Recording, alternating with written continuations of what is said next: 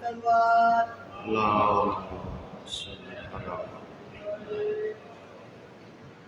ذکر اہل بیت کی قبولیت کے لیے بارہ دیگر صلوات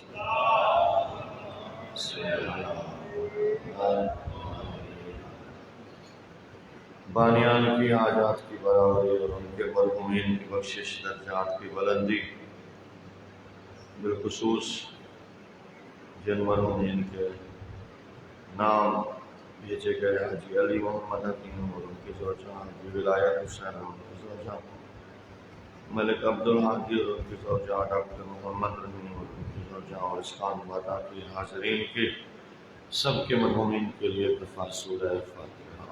بسم اللہ الرحمن الرحیم۔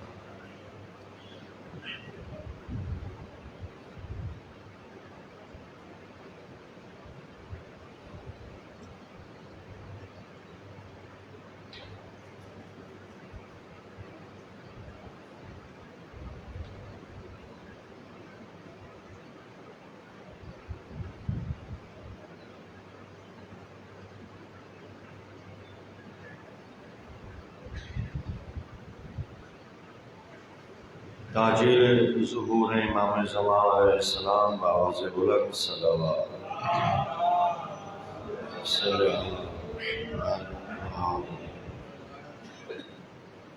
ماشاء اللہ لا حول ولا قوت الا باللہ العلی العظیم۔ رب اشرح لي صدری ویسر لي امری واحلل عقدۃ من لسانی یفقهوا قولی۔ اعوذ باللہ من الشیطان الرجیم، بسم اللہ الرحمن الرحیم۔ صلوات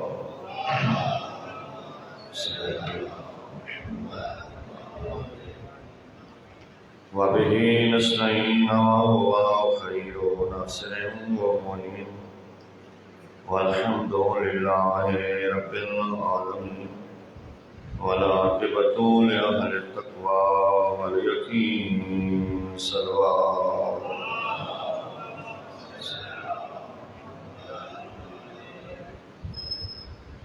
الصلاۃ والسلام علی اشرف الانبیاء والمرسلین سیدنا و نبینا و شفیع ذنوبنا وطبیب قلوبنا و مولانا ابی القاسم محمد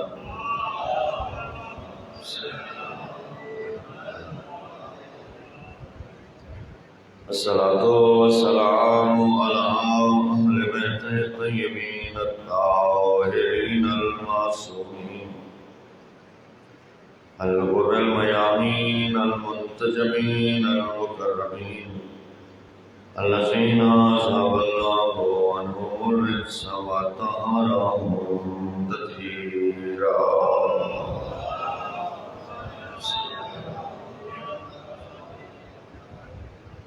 ورحمۃ اللہ علی احبابہم واصحابہم وموالیہم وشیعتہم اجمعین ولعنۃ اللہ علی اعدائہم ملعونین من یوم عداوتہم الی ابد الآبدین۔ اما بعد فقد قال اللہ تعالی فی کتابہ المبین وخطاب المتین، بسم اللہ الرحمن الرحیم۔ ان اللہ یأمر بالعدل والإحسان وإیتاء ذی القربى وینہی عن الفحشاء والمنکر والبغی یعظکم لعلکم تذکرون۔ صلوات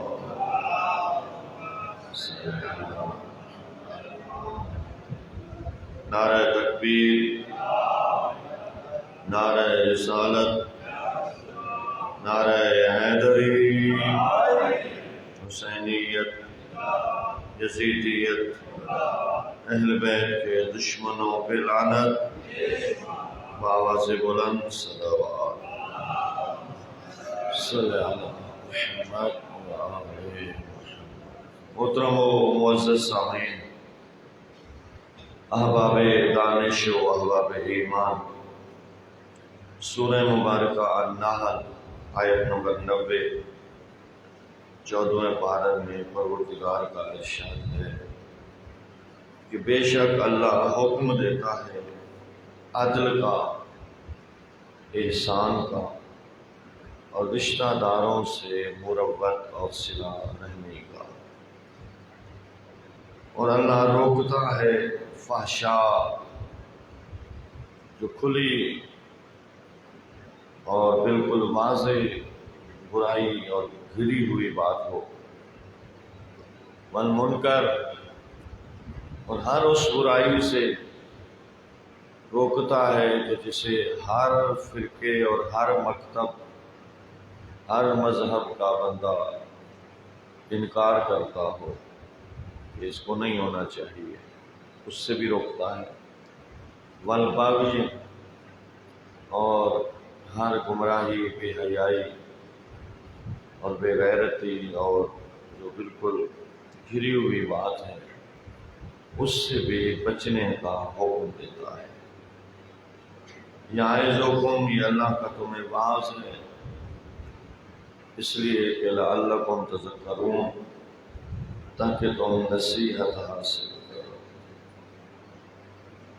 پروردگار اپنے بندوں کو واعظ فرماتا ہے اور انتخاب اس کا اپنا ہے کہ کن کن چیزوں کا واعظ کرنا ہے۔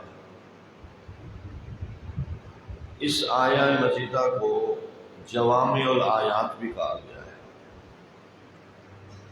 وہ جامع ترین آیت ہے جس کے اندر معاشرے کے امن و امان قائم رکھنے کے لیے، فتنہ فساد دور کرنے کے لیے، محبت و پیار پیدا کرنے کے لیے پروردگار نے اس میں کچھ حکم دیے اور کچھ چیزوں سے روکا۔ عدل کا حکم دیا، عدل برابری، جس کا جو حق بنتا ہے اس کو اتنا ملے، انصاف، وہ بھی یہی عدل سے، عدل و انصاف لفظ دو ہیں لیکن معنی ایک ہی۔ عدل کے بعد اللہ نے احسان کا حکم دیا۔ عدل تو برابری ہوتا ہے لیکن احسان تھوڑے پہ راضی ہو کے دوسرے کو زیادہ دینا۔ عدل حسن سے نکلا ہے، اچھائی کے ساتھ، بہتری کے ساتھ، خوبصورتی کے ساتھ معاملہ کرنا اور عفو و درگزر کے ساتھ، نیکی اور بہتری اور بھلائی کے ساتھ معاملہ کرنا، یہ احسان ہوتا ہے۔ اپنے کو گھاٹے میں رکھ کے، اپنے کو خسارے میں رکھ کے دوسرے کا خیال رکھنا احسان ہوتا ہے۔ اور صلہ رحمی، بہت سارے موضوعات تھے جن کو عدل، انصاف اور احسان کے بعد ڈسکس کیا جا سکتا تھا، حکم دیا جا سکتا تھا۔ اللہ نے صلہ رحمی کا انتخاب کیا۔ عدل و احسان کے حکم دینے کے بعد پروردگار نے رشتہ داروں کی بات کی، رشتہ داروں کا خیال رکھنا، ان کے دکھ درد بانٹنا، رشتہ داروں سے خاندان بڑھتے بستے، رشتہ دار خاندانی محبت چاہتے ہیں۔ غیر ہو سکتا ہے ہمسایہ ہو یا کوئی اور، وہ اتنا میرے قریب نہ ہو لیکن رشتہ دار تو میرے قریب ہوتا ہے۔ اگر ہمسایہ میرے گھر میں آئے بھی صحیح تو وہ بیٹھک تک رہتا ہے اور اتنی گہرائی کے حالات بھی نہیں پوچھتا، لیکن جب میری بہن میرے گھر آئے گی تو وہ میرے بیڈ روم کے بارے میں بھی پوچھے گی، وہ میری چیزوں کے بارے میں، وہ میرے کپڑوں کی قیمت معلوم کرے گی، وہ میرے فریج میں جھانکے گی، پوچھے گی اس کی کیا قیمت ہے، یہ کیا لیا، کیا کھاتے ہیں آپ، کیا پیتے ہیں آپ، کیا پہنتے ہیں آپ۔ تو جب آپ اس بہن یا بھائی سے بہتر زندگی گزار رہے ہوں گے تو ان کے دل میں رشک پیدا ہوگا کہ میرے پاس بھی ایسا کیوں نہیں۔ اور جب وہ کوشش کرنے کے باوجود ویسا مقام جو بھائی کا ہے یا بہن کا ہے یا جو بھی رشتہ ہے اس سے اس کو پانے کے لیے ہر ممکن کوشش کرے اور نہ پا سکے تو وہ پھر اس بھائی سے امید رکھے گی۔ بہن ہے تو بھائی، بھائی ہے تو بہن، جو رشتے ہوتے ہیں دوسرے سے۔ جو بہتر زندگی گزار رہا ہے، کمتر زندگی گزارنے والا بہتر زندگی گزارنے والے سے امید لگائے گا، اور اگر وہ بھائی اس کی امید پہ نہ اترا تو پھر محبت میں بھی فرق پڑتا ہے، خاندان بہتری کی طرف نہیں جاتے۔ تو اللہ نے حکم دیا جو پیسہ بندہ کماتا ہے وہ سارے کا مالک نہیں ہوتا، بہت سارے معاملات میں وہ اوروں کا امین ہوتا ہے۔ ہاتھ اس کا ہوتا ہے جتنا میری ضرورت ہے، چاہے میں اپنی ضرورت کو جتنا بڑھا لوں، جتنی میری ضرورت ہے اس سے بڑھ کے جو اللہ میرے ہاتھ پہ رزق رکھتا ہے میں اوروں کا امین ہوں۔ تو اس میں رشتہ دار پہلے نمبر پہ آتے ہیں، ماں باپ، بہن، بھائی، خالہ، چچا، پھوپھی، محارم بالخصوص۔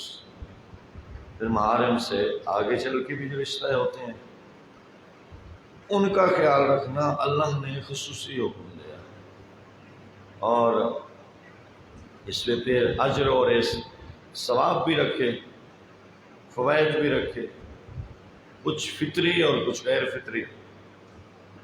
فطری ہے کہ محبت پیدا ہوگی، معاشرہ خوشحالی کی طرف جائے گا، نفرتیں ختم ہوگی،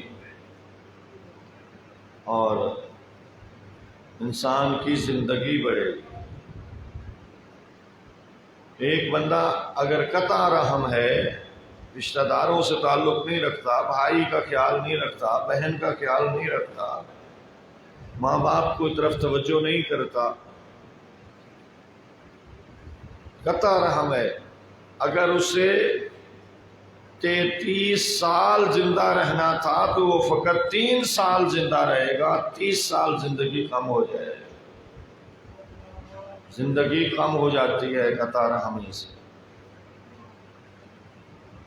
وہ جو پیسے جوڑ رہا تھا، بہن ویسی بھوکی بیٹھی ہے، بھائی ویسے بھوکا ہے۔ آپ کہیں گے میں کماتا ہوں وہ کیوں نہیں کماتا، میں کوشش کرتا ہوں وہ کیوں نہیں کرتا، وہ بھی کرتا ہوگا۔ اب غریب جو فقیر ہوتا ہے کیا وہ کوشش کر رہا ہوتا ہے؟ یہ نہیں کر رہا ہوتا ہے، اکثر تو کر ہی رہے ہوتے ہیں، لیکن اللہ نے اس کو فقر کے امتحان میں رکھا ہوتا ہے اور تجھے غنا کے، امیری کے امتحان میں رکھا ہوتا ہے، کہ اللہ دے کے تمہیں آزما رہا ہوتا ہے، اس کو لے کے آزما رہا ہوتا ہے۔ تو صلہ رحمی کرنے والا اگر 3 سال زندہ رہنا اس کی زندگی میں تھا اور اس نے صلہ رحمی کی تو اللہ اس کی 33 سال زندگی کر دیتا ہے۔ صلہ رحمی سے 30 سال زندگی بڑھ جاتی ہے، اور قطع رحمی سے 30 سال زندگی کم ہو جاتی ہے۔ اور اپنے مال اور دولت کو جاری پانی بناؤ، جاری پانی میں بدبو نہیں پڑتی، خوشبودار رہتا ہے اور قابل استعمال ہوتا ہے۔ اگر مال و دولت کو تم کھڑا پانی بنا دو گے تو یہ گدلا ہو جائے گا، بدبودار ہو جائے گا، قابل استعمال نہیں رہے گا، مسائل کھڑا کرے گا۔ دولت، مال، رزق کو جاری پانی کی طرف رکھو۔ لوگ آج کل بہت سارے ڈپریشن کے شکار ہوتے ہیں، بلڈ پریشر، یہ وہ ٹینشن، کل پتہ نہیں کیا کریں گے، رات کو سوچتے ہیں کل کے منصوبہ بندی کے لیے، کل کا رزق۔ توکل علی اللہ، من یتوکل فہو حسبہ، من یتوکل علی اللہ فہو حسبہ۔ جو اللہ پہ بھروسہ رکھ کے سو جاتا ہے اور کل کی کل پہ چھوڑتا ہے، اللہ اسے کافی ہوتا ہے اور پریشان نہیں ہوتا۔ بالخصوص رزق کے بارے میں مولا نے فرمایا تو رزق کے بارے میں جو اتنا پریشان ہو رہا ہے، جبکہ رزق کی ذمہ داری تو اللہ نے لے رکھی ہوئی ہے۔ میری آخرت کی ذمہ داری اللہ نے نہیں لی، رزق کی ذمہ داری لی۔ آخرت مجھے خود بنانا ہے، رزق کی ذمہ داری اس کی ہے۔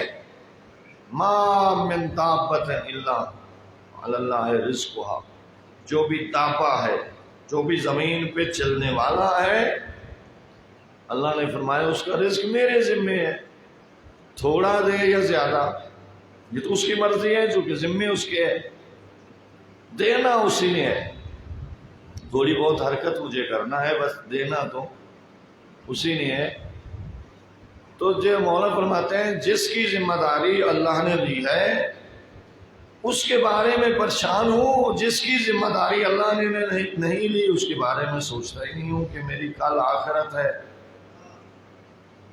چونکہ بندے کے سب سے قریب ترین چیز، وہ جو میں ایک دن آپ کو اشارہ کیا تھا کہ حضرت داؤد علیہ السلام پہ 9 سوال نازل ہوئے تھے اور ہم اسی سیل بند لفافے پہ ہی وقت ختم ہو گیا تھا۔ اس سیل بند لفافے کو جب کھولا تھا تو 9 سوال تھے، ان میں ایک سوال یہ بھی تھا کہ بیٹو بتاؤ ما ہوا اقرب للاشیاء، دوسرا سوال تھا ما ہوا ابعد للاشیاء، سب سے قریب ترین چیز کیا ہے اور سب سے دور ترین چیز کیا ہے۔ کسی نے جواب نہیں دیا تھا، جواب فقط اسی نے دیا تھا جس کے سینہ میں نبوت کا علم موجود تھا۔ کوئی جواب نہ دے سکا تھا کیونکہ سوال الہی تھے، جواب بھی الہی علم والے نے ہی دینا تھا، اگرچہ کہ سارے نبی کے بیٹے تھے لیکن جواب نہ دے سکے تھے۔ کوئی اور بنی اسرائیل کا بزرگ جواب نہ دے سکا تھا، صرف حضرت سلیمان اٹھے تھے اور فرمایا تھا بابا اگر پوچھتے ہو نا سب سے قریب ترین بندے کے کیا ہے تو فرمایا وہ اس کی آخرت ہے۔ اسے میں بڑا دور سمجھ رہا ہوں، سوچتا ہی نہیں ہوں، پتہ نہیں ہوں تو آخرت کا معاملہ ہے، ادھار سمجھتا ہوں اس کو۔ یہ ادھار آخرت کو سمجھنا ابن زیاد اور عمر ابن سعد کی سیاست اور دین ہے، حسینی کا یہ دین نہیں ہے کہ آخرت کو ادھار سمجھے۔ عمر ابن سعد بچوں سے پوچھتا ہے کیا کروں، ایک طرف رائے کی حکومت ہے، دوسری طرف مولا حسین کا قتل ہے۔ یہ مولا حسین کی عظمتوں کو جانتا تھا، کس مقام پہ ہیں حسین ابن علی، یہ کوئی جہل نہیں تھا، گھر کا بندہ تھا، مدینے کا بندہ تھا، رسول سے سنی ہوئی باتیں اس کے کانوں تک پہنچی ہوئی تھیں، سارے فضائل مولا کے جانتا تھا، لیکن چونکہ معاملہ پیسے، دنیا، حکومت کا آ گیا تھا، بھئی یہاں کہاں سوچنا، جہاں جنت و جہنم کی بات ہو تو پوچھتا کیا ہے، مشورے کیا کرتا ہے۔ تو آگے دونوں بچوں سے پوچھنے لگا، بہت بڑی آفر ملی ہے، رائے کی حکومت، سرسبز و شاداب علاقہ ہے عربوں میں، یہاں تو ریت ہوتی تھی، ریگستان ہے، لیکن ہمیں تو رائے کی حکومت مل رہی ہے، مقابلے میں قتل حسین ہے۔ ایک بچے نے کہا بابا حکومت تو اسی دنیا میں کچھ دن کے لیے ہوگی لیکن آخرت ہمیشہ کے لیے ہے، تم جہنم میں جل جائے گا۔ حسین ابن علی کے ہاتھ میں تو جنت ہے، جو ان کے مقابلے میں آئے گا وہ جہنم ہی ہوگا۔ یہ سودا نقصان کا ہے۔ دوسرے بیٹے نے کہا تم آخرت کی بات کرتے ہو، وہ تو جب آئے گی، ابھی نقد کی بات کرو نا، ابھی جو مل رہی ہے اس کو کیوں جانے دے رہے؟ وہاں اس کے بارے میں سوچ لینا، قتل حسین کے بارے میں بات کا معاملہ ہے، ابھی جو مل رہی ہے اس کو تو نہ جانے دو۔ چلو اس نے کہا تم دونوں کی رائے آ گئی، میں سوچوں گا۔ تو دنیا کا کتا تھا وہ ملعون، اس نے تو دنیا ہی کی سوچنی تھی، اور صبح رائے کی حکومت لینے کے لیے، قتل حسین کے لیے 4000 کا دستہ لے کے کربلا کی طرف چل گیا۔ یہ ایک طرف تھا، ادھر سے آخرت ہمارے قریب ہے، لیکن یہ کیا سمجھ رہا تھا کہ آخرت دور ہے۔ اور مولا حسین علیہ السلام حضرت مولا کی ذات پہ صلوات پڑھ رہے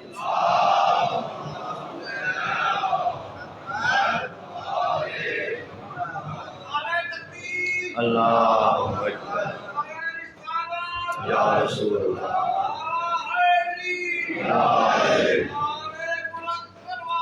اللہم صلی اللہ۔ اپنے بھائی جناب محمد انفیہ کو وصیت لکھ رہے تھے، کیا جملے لکھے؟ 2 جملے لکھے، کائنات میں ان کی قیمت نہیں ہے۔ حضرت نے خط لکھا اپنے بھائی کو، فرمایا کأن الدنیا لم تکن وکأن الآخرۃ لم تزل والسلام حسین بن علی۔ 2 جملے پردیس میں آئے ہوئے ہیں، خط بھائی کو لکھ رہے ہیں، کوئی اپنی زندگی کے اپنے دکھ دردوں کی حوال نہیں ہے، مولا کی نظر میں کیا ہے؟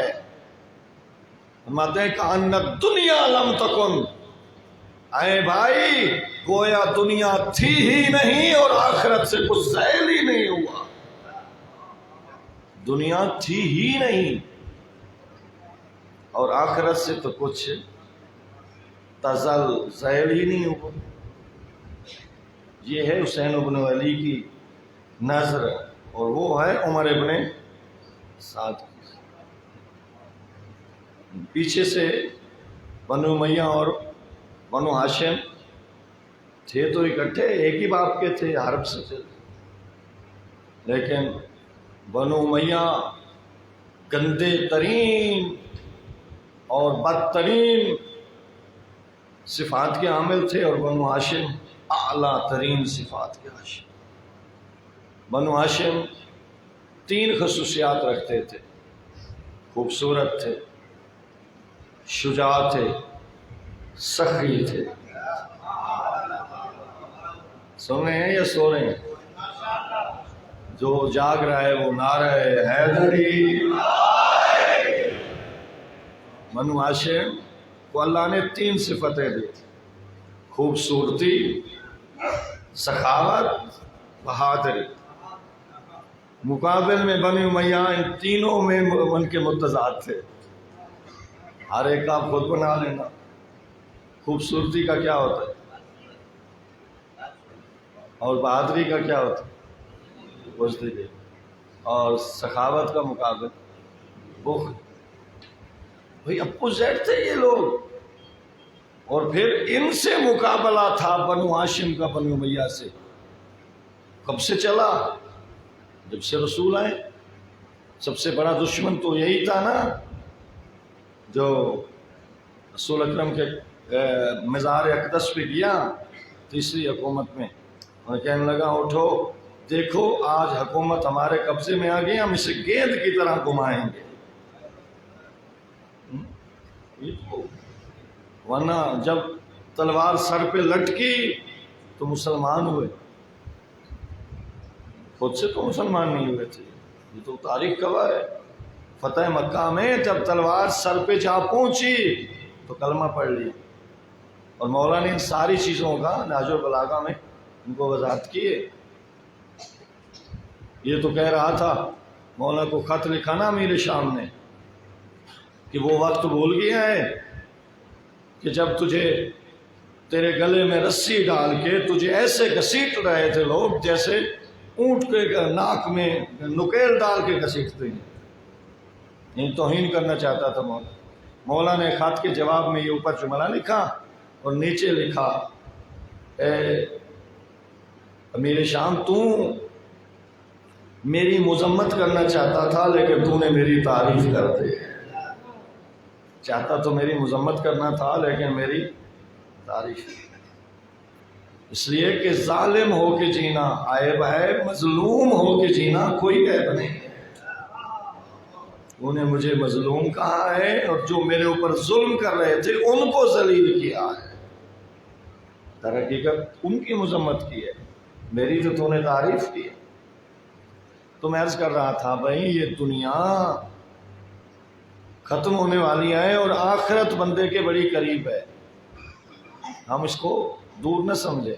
ما ہوا اقرب للاشیاء، دنیا ختم ہو کے آخرت بڑی قریب ہے. جو بندہ مر گیا وہ آخرت میں قدم رکھ گیا نا. سانس کا رکنا آخرت کی طرف جانا ہے، اور سانس کب رک سکتا ہے؟ ابھی رک سکتا ہے، دوسرا لفظ نہ کہہ سکوں. کسی کو صحت پہ بھروسہ ہو تو بڑے بڑے صحت مند گر جاتے ہیں. کسی کو جوانی پہ بھروسہ ہو تو کتنے جوانوں کے لاشیں اٹھائے. کوئی بھروسے والی بات دنیا میں نہیں ہے. دنیا فانی ہے، پتہ بھی کوئی نہیں ہے. اور دوسرا سوال تھا ما ہوا ابعد للاشیاء، سب سے دور ترین چیز کیا ہے؟ ہم تو چاند کو دور سمجھتے ہیں یا عرش کو دور سمجھیں گے جہاں تک ہم جا نہیں سکتے ہیں. بہت ساری چیزیں ہماری نظروں میں دور ہیں، لیکن جو الہی نمائندہ ہوتا ہے، جو علم نبوت سے اپنے دل کو روشن کیے ہوئے ہوتا ہے، اس کا جواب یہ آیا بابا اگر سب سے دور پوچھنا چاہتے ہو کیا ہے تو وہ وقت ہے جو گزر جاتا ہے، پھر وہ نہیں پکڑا جائے گا. تو اس وقت کا خیال کرو جو میری زندگی کے لمحے ہیں، اور آخرت جو قریب تر ہے اس کی طرف تیاری کرو اور صلہ رحمی کرو. رشتہ داروں کا خیال رکھو. رشتہ داروں کے خیال رکھنے سے زندگی بڑی ہو جاتی ہے. گولک میں بینک میں پیسے رکھنے سے بڑی نہیں ہوتی، وہ تو گدلا ہو جاتی ہے. اور جو دیتا ہے رشتہ داروں کو چاہے ادھار ہی دے دے. آج کل تو قرض کا سسٹم ہی ختم ہو گیا ہوا ہے جب سے یہ سود والی بلا آئی ہے. سود اللہ اور رسول سے جنگ ہے. سود والا، سود کھانے والا بندہ قیامت کے دن سر نیچے ہوگا، ٹانگیں اوپر ہوں گی. جو 10 گروہ میں نے آپ کو عرض کیا تھا نا، فرمایا تھا میری امت کے 10 گروہ آئیں گے، تو ایک گروہ ایسا ہوگا جس کا سر نیچے ہوگا، ٹانگیں اوپر ہوں گی، سر کے بر چل کے آئے گا، 50,000 سال اسی سر کے بر کھڑا رہے گا. کھاتا کیا تھا؟ سود. قرآن کا فیصلہ ہے جو سود کھاتا ہے اللہ اور رسول سے جنگ کرتا ہے. اللہ رسول سے جنگ چھیڑ اور سود کھا. اور قرض کی بات، یہ سود کھا گیا ہے. سود جب سے آیا نا پروفٹ کے نام سے، کوئی قرض ہی نہیں لیتا غریب کو. چلو بھائی لوٹانے میں 1 مہینہ دیر بھی ہو گئی تو اللہ بھی حکم دیتا ہے تو اسے مہلت دے دے، لیکن قرض لینے والا بھی اس سے فائدہ نہ اٹھائے نا. اور قرض لینے والوں کا بھی اس میں بڑا دخل عمل ہے کہ قرض ختم ہو رہا ہے معاشرے میں، کہ وہ لوٹاتے نہیں ہیں، وہ ذلیل کر دیتے ہیں قرض دینے والے کو. تو اگر نہیں دے سکتا 1 مہینہ، ویسے تو قرض میں مدت معین ہوتی ہے کہ فلاں تاریخ کو تجھے لوٹانا ہے، اور اس تاریخ تک تو نہیں لوٹا سکتا تو پھر تو جا اس کے پاس، کہ تو نے میرے اوپر احسان کیا تھا لیکن میرے حالات بہتر نہیں، مجھے 1 مہینہ اور مہلت دے دے. اب شریعت کہتے ہیں اسے مہلت دے، لیکن اس کا مطلب نہیں کہ تو پھر مہلتیں مانگتا رہے اور اس کے سامنے غربت کا کی باتیں کر کے کہ میں بڑا غریب ہوں، یہ ہوں وہ ہوں، مجھے معاف کر دے. اس سے پھر معاشرے میں یہی بگاڑ پیدا ہوتا ہے جو ہوا ہے. قرض کا بہت ثواب ہے. صدقہ دینا، بسا اوقات 1 روپیہ صدقہ دو گے تو 1,00,000 کا ثواب ہے. لیکن قرض اس سے 10 گنا زیادہ ثواب رکھتا ہے۔ قرض دینا صدقے دینے سے زیادہ ثواب رکھتا ہے، ٹھیک ہے۔ قرض حسنا بہت زیادہ ثواب ہے، اس پہ محبتیں پیدا ہوتی ہیں معاشرے کے اندر، وہی جیسے صلہ رحمی بھی آ جاتی ہے اسی قرض دینے میں۔ تو بہرحال ان چیزوں کا ہمیں خیال رکھنے، اور اللہ ہمیں ان چیزوں کا حکم دیتا ہے، اللہ ہمیں احسان کا حکم دیتا ہے۔ تھوڑا سا احسان پہ بولتا ہوں، اب آواز بلند صلوات۔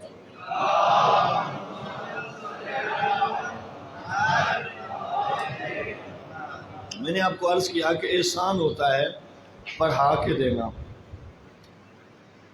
تھوڑے پہ آپ راضی ہونا اور کے دینے میں زیادہ دینا، ہر معاملے میں حسن سے پیش آنا۔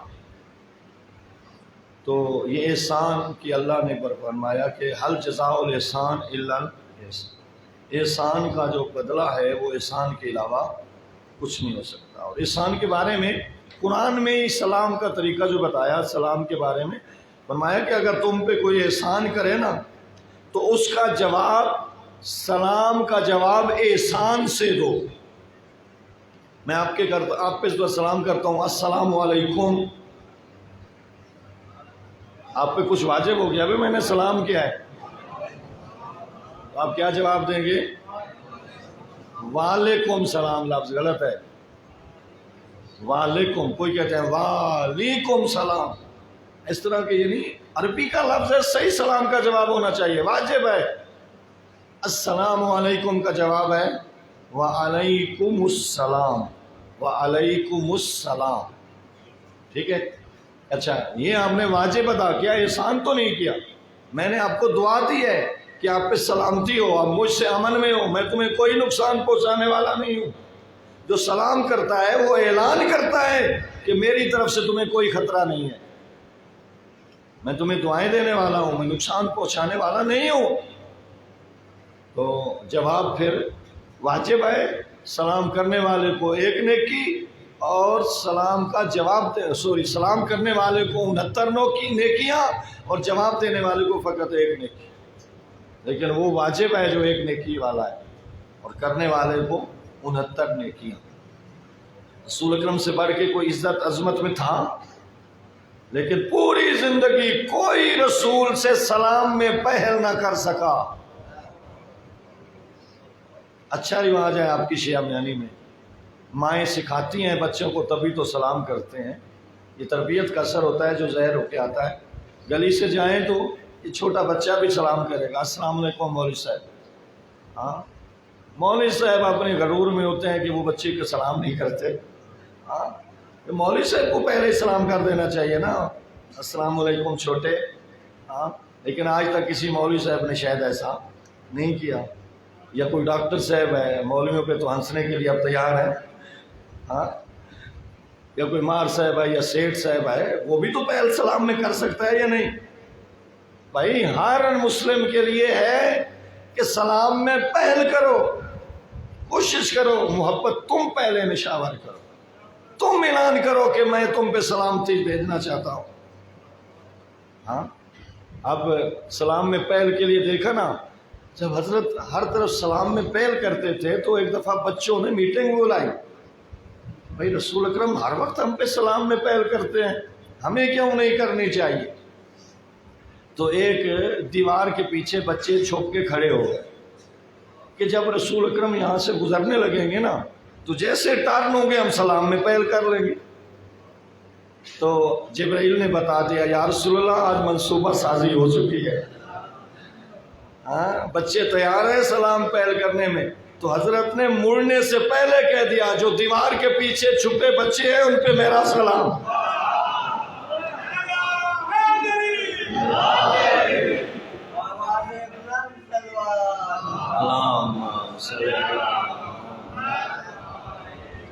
بھائی تربیت سیکھنی ہے تو اس گھر سے سیکھو، یہ احسان ہو رہا ہے۔ اور تم حدیث قصہ یہ ڈیلی پڑھتے ہو، ہر گھر کے اندر ہے، ہر جگہ ہے، آپ کی تو یہ دلوں کا میوہ بنا ہوا ہے، ماشاءاللہ ہونا چاہیے، اوڑھنا بچھونا ہے حدیث قصہ، اس کی کبھی اس کے مضمون کی طرف توجہ کی ہے؟ یہ حدیث کے ساتھ مکمل تربیت سکھاتی ہے۔ مولا حسن علیہ السلام آتے ہیں تو ماں سے ایسے باتیں کرنے لگ جاتے ہیں، نہیں پہلے سلام کرتے ہیں، السلام علیکہ یا امہ، السلام علیکہ یا امہ، اماں جان میرا سلام۔ تو پھر ماں ہے بچہ ہے اس کو اگنور کر دیا؟ نہیں، سلام کے ساتھ ایک سوال بھی کیا تھا نا کہ اماں آپ کا میرا سلام ہو، مجھے نانے کی خوشبو آ رہی ہے۔ تو جواب، سلام کا جواب دیے بغیر کہتے ہاں آپ کے نانا وہ سو رہے ہیں، جیسے آج کل عادت ہے ہماری، اصل چیز کو اگنور کر کے دوسری چیز کو ہم لے لیتے ہیں، اور بالخصوص بچوں کے معاملے میں اور گھر میں ایک دوسرے کے معاملے میں۔ اور بی بی نے کیا فرمایا؟ وعلیک السلام یا ولدی یا قرۃ عینی و ثمرۃ فؤادی، میرے بیٹے ہو، میرے لال ہو، میرے دل کے میوے ہو، میری آنکھوں کی ٹھنڈک، آپ پر بھی سلام۔ مولا حسین علیہ السلام آئے تو بھی ایسا کیا، اور مولا علی جب گھر میں آئے تو بیوی کو سلام کیا یا نہیں؟ آپ کہو ہماری بیوی بی بی زہرا کی طرح ہو تو تب نہیں، کیا وہ اس لیے کر رہے تھے کہ یہ زہرا ہے تبھی سلام کر رہے تھے؟ نہیں، وعلیک السلام یا بنت رسول اللہ، رسول کی بیٹی آپ پہ میرا سلام ہو۔ سب نے یہ تین وستیاں آئیں باہر سے تو انہوں نے سلام کیا، بی بی نے پھر سلام کا جواب عہدوں سے دیا واپس، صرف یہ نہیں کہ میں کام کر رہی ہوں یا مصروف ہوں، وعلیکم السلام نہیں، احترام سکھایا جا رہا تھا، ادب سکھایا جا رہا تھا۔ اور پھر جب یہ شہزادے نانے کی چادر کے پاس گئے تو چلو نانا ہے، ویسے مانوسیت ہوتی ہے، اور نانا تو پھر شانوں پہ بٹھاتا، واللیل کی زلفیں تھما دیتا، جنت سے کھانے منگوا دیتا، جنت سے لباس منگوا دیتا، لاڈ کرواتا، خطبہ چھوڑ دیتا، نماز کو لمبا کر دیتا۔ اتنے لاڈ کسی نے کسی نواسے کو کروائے ایسے رسول نے کروائے؟ تو اتنے مانوس نواسے، ہاں وہ تو بغیر اجازت کے اندر داخل ہو جاتے ہیں، بھائی نانا سوئے ہوا ہے تو چلو چادر اٹھاؤ اور اندر گھس جاؤ، نہیں روکے۔ امام حسن علیہ السلام نے فرمایا السلام علیکہ یا جدہ، پتہ ہے جواب کیا آیا؟ وعلیک السلام یا ولدی یا صاحب حوضی۔ ایک جواب دنیا کا عہدہ، ایک جواب آخرت کا عہدہ۔ جواب میں دو پہلو تھے، دنیا میں اور آخرت، دونوں کی طرف سے امت کو متوجہ کیا جا رہا تھا۔ اتاذن لی ان ادخل معک تحت الکساء، کیا مجھے اجازت ہے میں چادر میں آ جاؤں؟ فرمایا میرے بیٹے، چل جواب نہ دیتے، ایسے اوپر اٹھا دیتے کونا اور کہتے ایسے کر دیتے۔ آج کل یہی عادتیں ہیں نا ہماری، بچوں کے سلاموں کو اگنور کر دیا جاتا ہے، سیکھ رہے ہوتے ہیں وہ، ہمیں نہ بھی بولیں تو سیکھ رہے ہیں۔ جو میں کرتا ہوں نا گھر میں، چاہے بیوی کو گالیاں دیتا ہوں یا مارتا ہوں، وہ سیکھ رہے ہیں، کل وہ بھی مارے گا، کل وہ بھی گالیاں دے گا۔ ہم تو گالیاں نہیں دیتے، پتہ نہیں اس نے کہاں سے سیکھ لیں، جب وہ پیٹ میں تھا تو گالیاں دیتا ہوگا، پھر بھی سیکھ لے گا بچہ۔ الٹا ان ایام میں جب وہ نہیں بول رہا ہوتا اس کی حس زیادہ تیز ہوتی ہے۔ تو بہرحال حضرت نے پھر فرمایا علیک السلام یا ولدی یا صاحب، مولا حسین ہے انہوں نے بھی سلام کیا، جواب میں فرمایا علیک السلام یا ولدی یا شافع امتی۔ ایک کو اپنے حوض کوثر کا مالک بنایا، دوسرے کو بیٹا بنا کے اپنی امت کے شفاعت کرنے والے کا اعلان کر دیا۔ اللہم صلی علی محمد۔ سلام کا طریقہ سکھایا جا رہا تھا، ادب و احترام سکھایا جا رہا تھا۔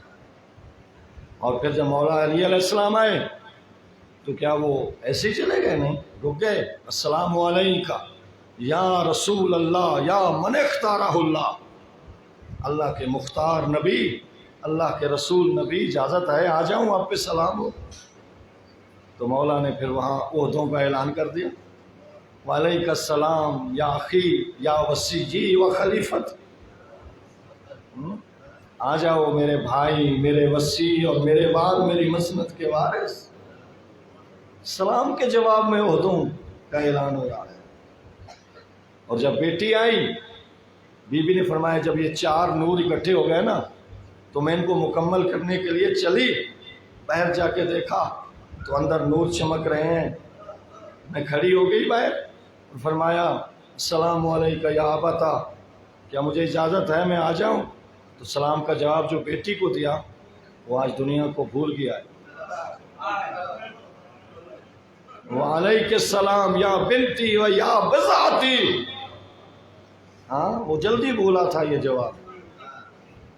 فرمایا او میری بیٹی، او میرے جگر کا ٹکڑا۔ اسے رسول اپنے جگر کا ٹکڑا سلام کے جواب میں کہے۔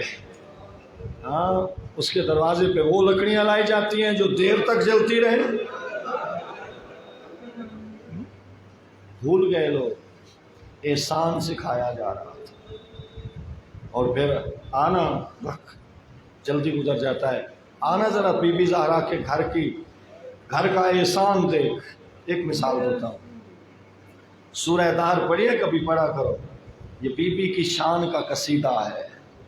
سورہ دہر کچھ سورے، کچھ آیات، کچھ وظیفے اپنی زندگی میں خصوصی رکھو جو کبھی نہ بھولو، ڈیلی بیس پہ کرو، ان کو اپنا وظیفہ بنا لو۔ جیسے میں نے پچھلے سال بھی آپ کو عرض کیا، بہت سارے لوگ عامل بھی ہیں، زیارت عاشورہ نہ چھوڑو، نہ چھوڑو، کام چھوٹتا ہے چھوڑ جاؤ لیکن زیارت عاشورہ نہ چھوڑو۔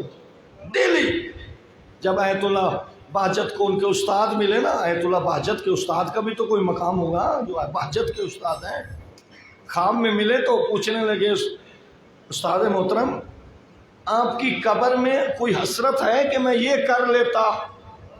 میں کہا ہاں، حسرت یہ ہے کہ کاش میں ڈیلی ہر نماز کے ساتھ زیارت عاشورہ پڑھتا۔ ایک دفعہ تو وہ پڑھتے ہی پڑھتے تھے۔ جو مجھے مقام مل رہا ہے نا اور جو اجر مل رہا ہے زیارت عاشورہ کا، وہ مجھے یہاں پتہ چلا ہے برزخ میں۔ یہاں تو یہ سمجھنے، یہ تو جزا کی جگہ نہیں کہ یہاں پتہ چلے نا، یہاں تو کرنے کی جگہ ہے۔ پیپر حل کر رہے ہیں تو حل کرنے میں آپ ایک سرخی زیارت عاشورہ کی لگاؤ، ڈیلی بیس پہ لگاؤ۔ 2 3 4 دفعہ نہیں پڑھ سکتے، ویسے تو صبح شام کی عادت بنا لو، اور جب بندہ یوز ٹو ہو جاتا ہے نا پڑھنے میں تو پھر 4 سے 5 منٹ لگتے ہیں۔ آپ 100 دفعہ لان نہ کریں، 100 دفعہ سلام نہ کریں۔ ویسے تو جو عاملین ہو گزرے ہیں نا، عارف لوگ جنہوں نے زیارت عاشورہ سے کچھ پایا، وہ 100 دفعہ پڑھتے تھے السلام علی الحسین وعلی ابن الحسین وعلی اولاد، اور ایسے لعنت بھی وہ 100 دفعہ، اللہم لعن یزید، یہ 100 دفعہ کرتے تھے۔ دوبارہ زیارت عاشورہ نہ چھوڑو، ڈیلی پڑھو، بچوں کو عادت ڈالو، بیویوں کو عادت ڈالو، ہر کوئی زیارت عاشورہ پڑھے، اور اس کے دنیا میں اثرات بھی دیکھنا۔ تم محتاج کبھی نہیں ہو، اوروں کے ہاتھ سامنے ہاتھ نہیں پھیلاؤ گے۔ زیارت عاشورہ پڑھنے والے گھروں میں ملائکہ بڑے نازل ہوتے ہیں، اور جہاں ملائکہ کا نزول ہوتا ہے وہاں محتاجی نہیں ہوتی۔ سورہ یاسین کو ڈیلی پڑھو، سورہ یاسین کا ایک پیکٹ بناؤ، صلوات کے لفافے میں پیک کرو اور کہو مولا میں تمہیں یہ گفٹ کرتا ہوں۔ جو ڈیلی وقت کے امام کو گفٹ بھیج رہا ہو کبھی تو ریٹرن آئے گا، ہر روز آئے گا، کبھی نہیں۔ وہ تو محسن ہستیاں ہیں، تو مولا کو یاد کیے ہوئے ہے، مولا تمہیں اپنی دعاؤں میں یاد نہیں رکھیں گے۔ اور اگر امام زمان نے کہہ دیا کہ یہ مجھے ڈیلی سورہ یاسین کا لفافہ بھیج رہا ہے تو میری دعائیں تمہیں شامل حال ہیں۔ جب یوسف زہرا کی دعا مجھے مل گئی تو کیا چاہیے؟ کوئی پیسہ نہیں لگتا سورہ یاسین پڑھنے پہ، وہاں بھی جب آپ بار بار پڑھیں گے تو 5 منٹ لگیں گے آپ کے، یا 7 منٹ لگیں گے۔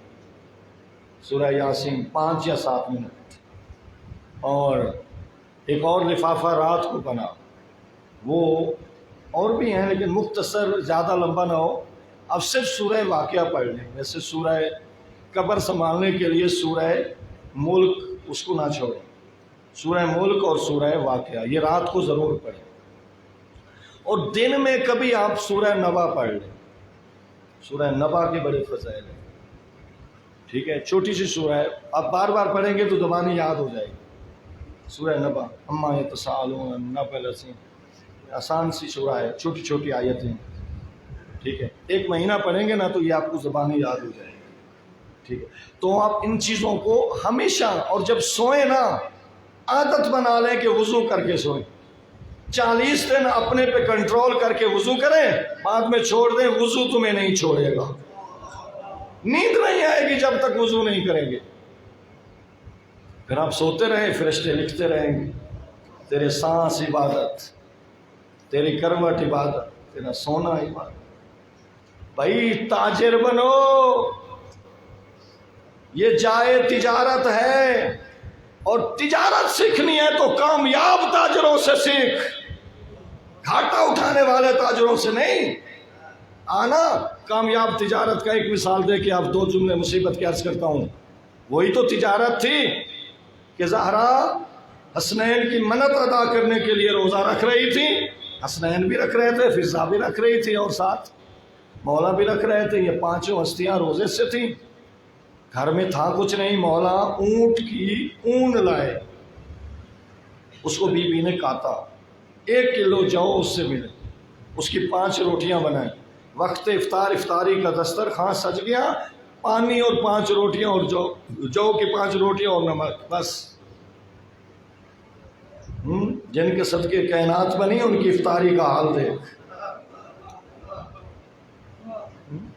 یہ لوگ یہاں یہ خواہشات کے لیے نہیں ہے، میں اس کا مطلب یہ نہیں ہے کہ آپ اچھی افطاری نہ کریں، یعنی بہرحال ان ہستیوں کا یعنی کس طرف زیادہ رغبت تھی، پیٹ پرستی کی طرف نہیں تھی، رضائے الہی زیادہ تھی ان ہستیوں میں۔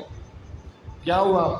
5 روٹیاں ہیں، پتہ اس وقت چلتا ہے جب اپنے جتنا ہو پھر خرچ کرنے کا موقع ہے۔ کسی مسکین نے کہا اہل بیت نبوت میں بھوکا ہوں، کوئی ہے کھلانے والا؟ مولا نے دی تو زہرا نے بھی دے دی، زہرا نے دی تو حسنین نے بھی دے دی، حسنین نے دی تو فضا کیوں پیچھے رہے؟ 5 نے دے دی، پانی سے افطار کر لی۔ سیم دوسرے دن اسی طرح، سیم تیسرے دن، دوسرے دن یتیم آیا، تیسرے دن اسیر آیا، 3 دن روزے رکھے، پانی سے سحری افطاری رہی۔ کتنی روٹیاں دی؟ 15۔ تجارت بتا رہا تھا نا، 15 روٹیاں دے کے زہرائے بطول نے 31 آیتوں کا گلدستہ منگوایا، 31 آیتوں کا گلدستہ منگوایا، سورہ دہر کی شکل میں جبریل نے مبارک بھی آ کے دی، اور ہر آیت آپ سورہ دہر کی تفسیر پڑھیں، ہر آیت میں بی بی کے گھر کی تفسیر، بی بی کے گھر کی عزت و عظمت ہے، ہر آیت میں خاص ہے یہ اہل البیت کے لیے یہ سورہ، کوئی اور اس میں شریک نہیں ہے۔ تو یہ تجارت تھی نا، 15 روٹیوں سے 31 آیتیں لینا۔ تو کسی بندے نے 200 روٹیاں دی، آ کے پوچھا یا رسول اللہ کوئی سورہ کوئی آیت نازل ہوئی؟ نہیں۔ کسی نے 500 دی، کہا کوئی سورہ کوئی آیت نازل ہوئی؟ میں نے تو 500 روٹیاں بانٹ دیں مسکینوں غریبوں میں، کہا نہیں۔ تو کہا وہاں 15 روٹیوں پہ اتنی آیتیں، یہاں 500 روٹی پہ کوئی آیت نہیں۔ فرمایا وہ کما کے آنے والے ہاتھ علی کے تھے، پکا کے دینے والے ہاتھ بطول کے تھے۔ اللہم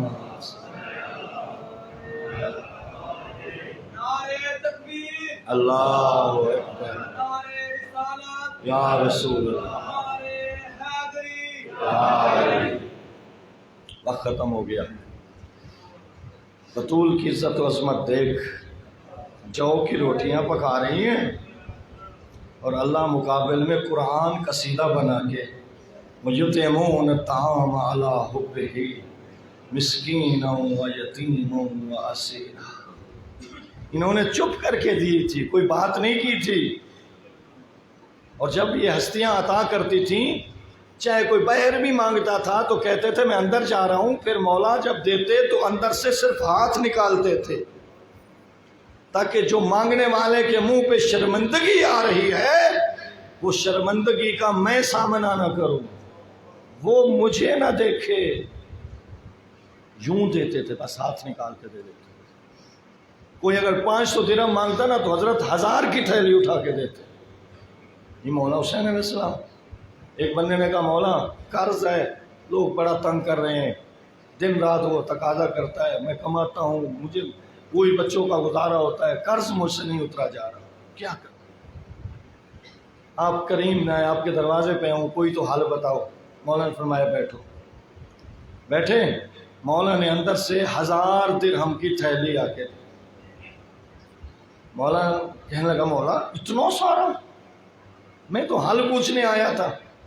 मौला ने फरमाया ये लो 500 दिरहम अपना कर्ज उतारो और बाकी 500 से अपनी ज़रूरियात का ख्याल रखो।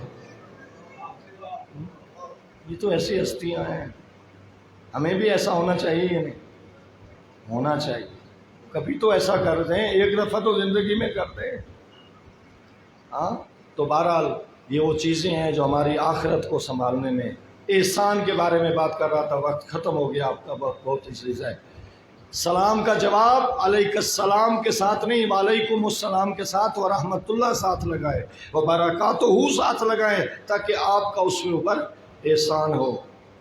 लेकिन आए, करबला में बड़ा मुहसिन आज़म था जो उन पे मुसलसल एहसान कर रहा था कि तुमने पानी बंद किया हुआ है, फिर भी बात कर रहा था। पानी किसका है? बीबी ज़हरा का है ना। ज़मीन किसकी है? बीबी ज़हरा की है। उनके हक महर में जिसके आता है वो उसी का होता है। जिसकी माँ के हक महर में पानी था वो उसी नहर के किनारे भूखा प्यासा बैठा हुआ बच्चों को लिए खड़ा था। जब सारे दे बैठा ना, 2 भाई बच गए। एक उम्मुल बनीन का लाल है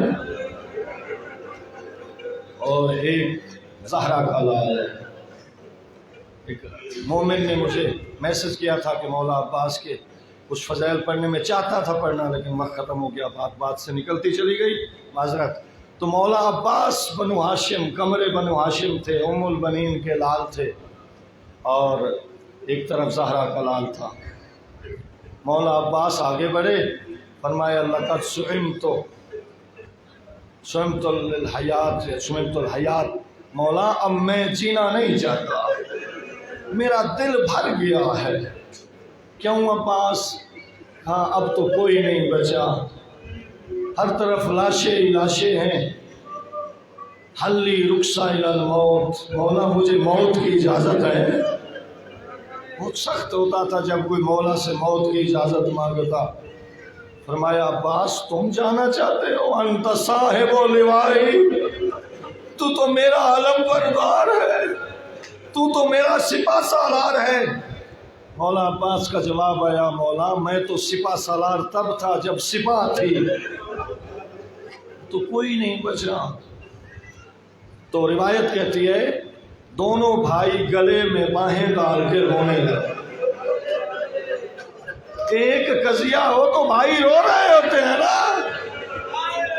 जरा करबला में देख हुसैन का कितना नुकसान हुआ था।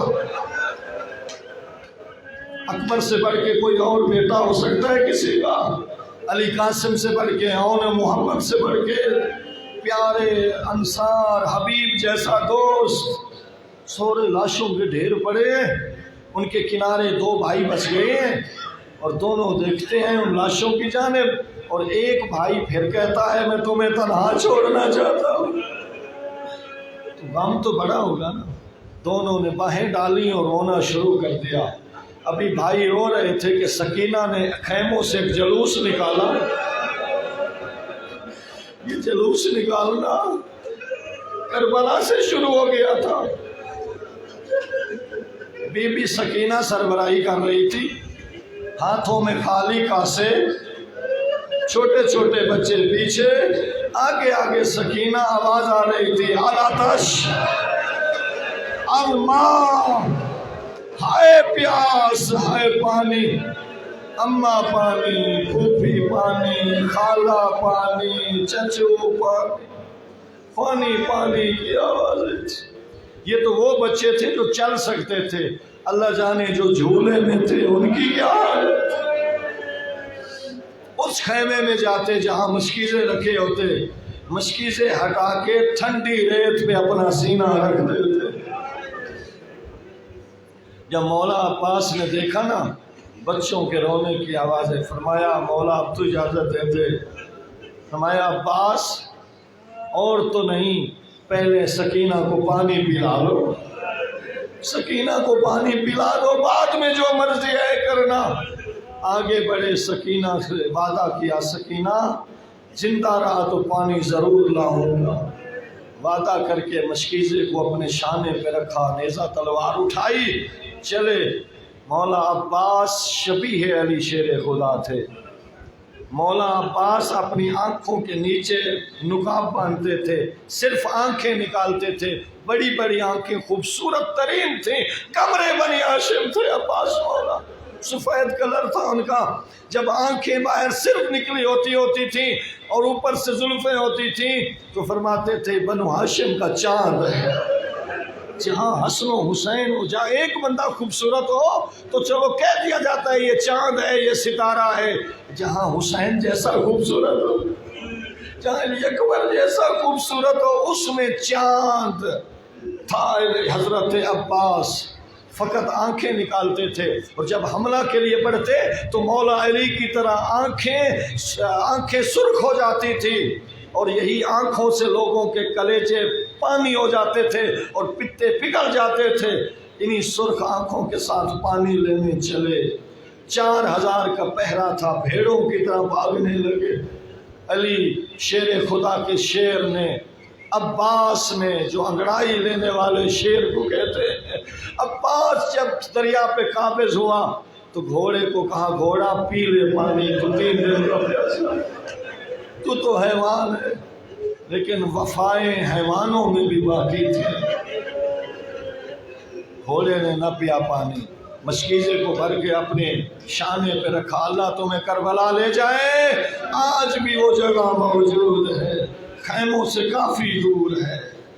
مولا نے مشکیزہ بھر کے شانے پہ رکھا، اور اب ایک چونکہ پیاسے تھے، زخمی بھی تھے، 4000 سے لڑ کے آ رہے تھے، حضرت کو کچھ تیر بھی لگے ہوئے تھے جس سے حضرت کا خون بہ رہا تھا، حضرت زخمی بھی تھے، 3 دن کے پیاسے بھی تھے، تو دل کٹ رہا تھا۔ حضرت نے ایک چلو پانی کا لیا، لیکن جب جیسے ہونٹوں کے قریب آیا نا، کہا عباس یہ تیری وفاؤں کے خلاف، حسین کے لب خشک ہو، سکینہ پیاسی ہو، زہرا جائیاں پیاسی ہوں، علی اصغر تڑپ رہا ہو، تو پانی پی لے، یہ تیری وفاؤں کے خلاف ہے۔ کوئی شرعی عذر نہ تھا، پی لیتے تو جائز تھا، لیکن عزاداروں پانی کو ڈھیل دیا، خشک لب بہہ رہے، گھوڑے کو ایڑی لگائی، گھوڑا میں نے سکینہ سے وعدہ کیا ہے پانی پہنچانے میں مدد کر۔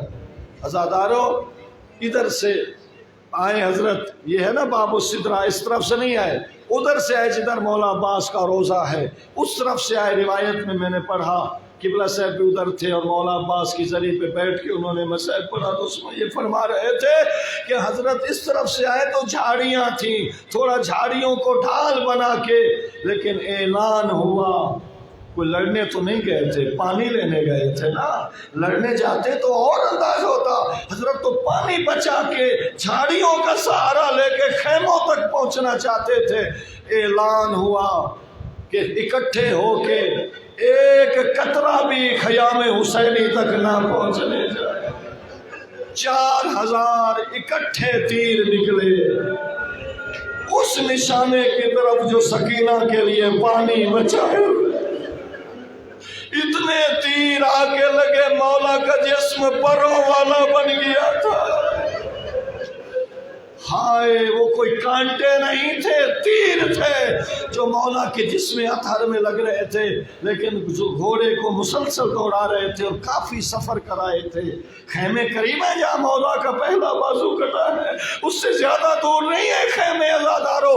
کافی سفر کر کے فوجوں کو کاٹتے ہوئے آ گئے تھے خیموں کے قریب کہ ایک ظالم کمین گاہ میں چھپا ہوا تھا۔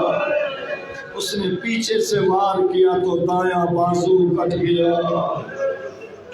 علم کو بھی سنبھالا، مشیزے کو بھی سنبھالا، گھوڑے کو بھی سنبھالا، اور فرمایا کہ اگر تم نے میرا ایک ہاتھ کاٹ دیا ہے تو میں دوسرے ہاتھ سے مولا کی مدد نہیں کر سکتا، ایک ہاتھ سے مولا کی مدد کروں گا۔ عزادارو پھر زیادہ دور نہ گئے تھے، ایک دوسرا لانتی چھپا ہوا تھا، اس نے بھی پیچھے سے وار کیا تو دوسرا بازو کٹ گیا۔ اب علم گر گیا، تلوار گر گئی، لیکن محبت حسین پہ قربان عباس گرتے ہوئے مشیزے کو اپنے دانتوں سے